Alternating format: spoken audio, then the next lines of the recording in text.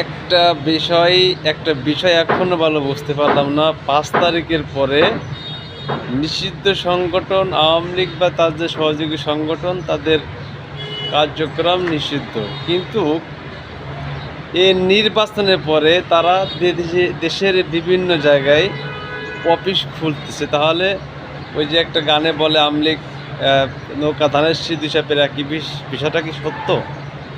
তারা কি খালাতো খালাতো ভাই এরকম মনে হচ্ছে? আমাকে তাই মনে হচ্ছে। কারণ ৫ তারিখের পরে তো তাদের অফিস খোলার কথা না।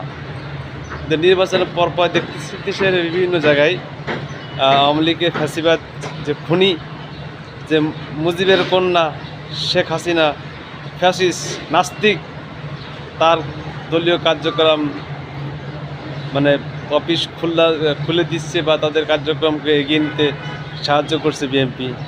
এই নব্য বিএনপি হয়েছে না বাবি আজাজ, দুদিন পরে তো ওরে মানুষ জুতা পিটা করবে। কোন জায়গা কোন ভাষা ল্যাঙ্গুয়েজ মানে ব্যবহার করতে হয় সেটা সে জানে না, শিখতে হবে।